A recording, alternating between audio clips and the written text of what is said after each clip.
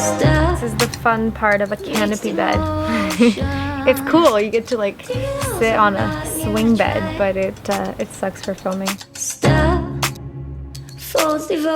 Is it sunny out? Are you talking to me? Yeah. Are you talking to me? Is it really sunny? This guy is enjoying his bright sunlight. We wanted to talk to you guys today about something that has changed our life in such a huge way, and that is the practice and the use of vision boards. Or dream boards. Mixed emotions.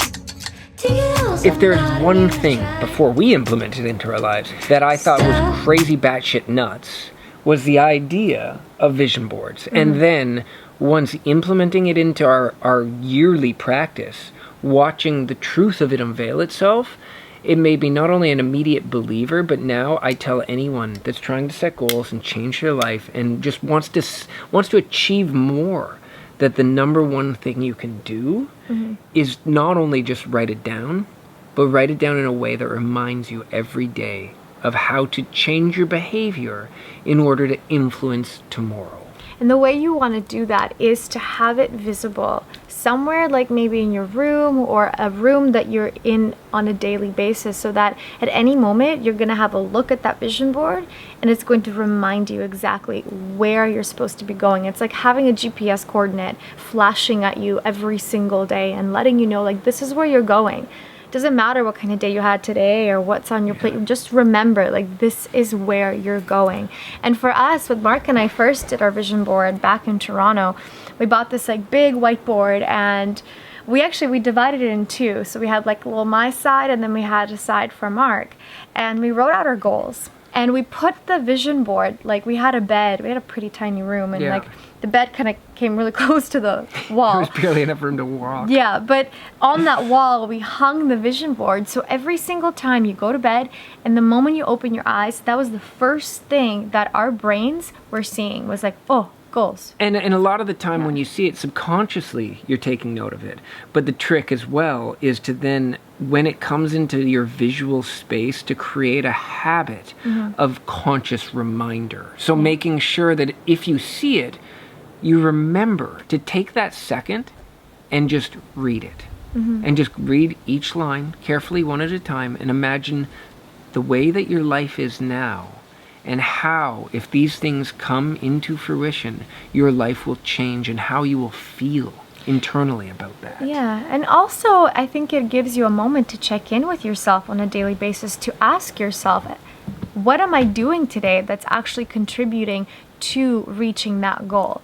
You know, have I gone completely off my path, and what I'm going to do for the next month is not going to get me any closer to those things that are written down on that board. And so every day you're forced to check in, and if it's not aligning with the path that you want to go on, you know that there's something you got to change. You know there's something you have to let go of and completely change the course of your daily actions. And maybe we've gotten a little bit ahead of ourselves, and we should just explain the 101 a little more about what a vision board or a dream board actually is and how to make one. Yeah, for us, how we did it, you know, some people love to be really creative and they'll cut out like photos and inspiring quotes and things like that, and that's really cool. But to us, it was less about creating like a creative, beautiful board, and it was more just about writing what we want to achieve in the next year and the next 2 and 5 years. And we wrote that out, and we split it up, and not just career-wise. Like, obviously there's a lot of career goals and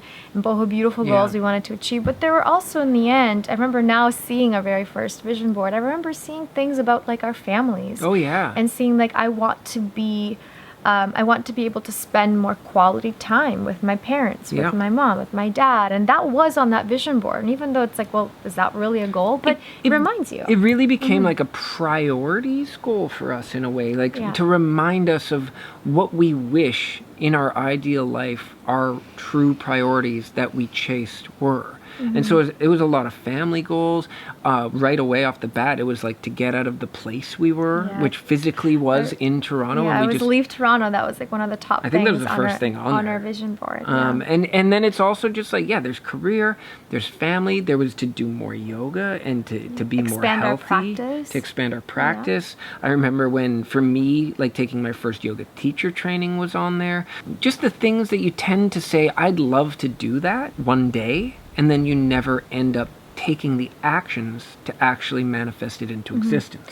And I think also the idea of manifestation is so powerful, because what happens when you write out those goals that you want to achieve and you put them on a piece of paper, on a whiteboard, you're actually bringing that goal, that idea, to this physical dimension. You are seeing it in front of you. And that is the first step in helping you achieve that goal, is actually being able to physically see it in front of you. And that gets engraved into the habitual habits of your brain, and honestly, it starts to bring itself to life. What's really interesting is there's this deep spiritual manifestation side to it.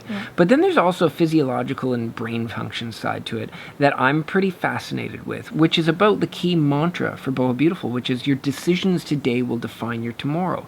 And it's the idea that we're all in the moment right now.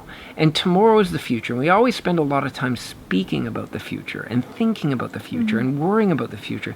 But very seldom do we actually take actions to mold the future, which doesn't exist yet and which isn't determined to be anything. So it's not even a plausible thing until the future becomes the moment.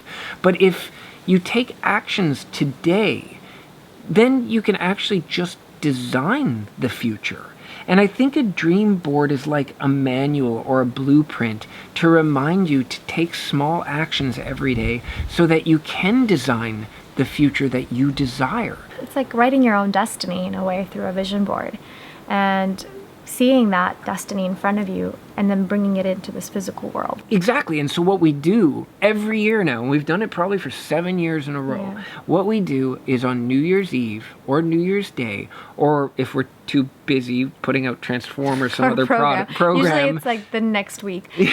But we do it. Sometime at the beginning or close to the beginning of the new year, every year, we sit down and we have an honest conversation with each other, or even first with ourselves. And really understanding, like, what do we want to achieve this year?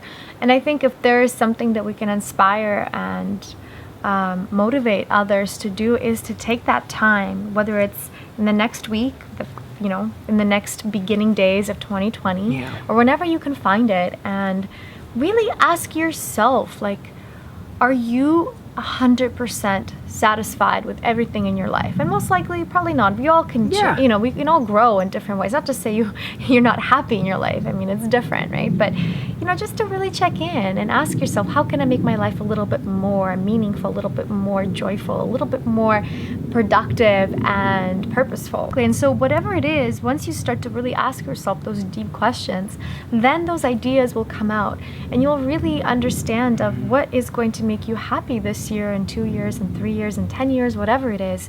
And write those things down. Write it on a vision board, write it on a whiteboard, and put it up somewhere in your room, in your bathroom, wherever it is where you're going to see it every day. And let that be the guiding force for the next year to come. And I promise you, you will look back the next year and you'll be blown away on the things you've achieved. It's amazing. We did that when we moved. Right? I think we were both going to tell the same story. When we finally moved out of Toronto.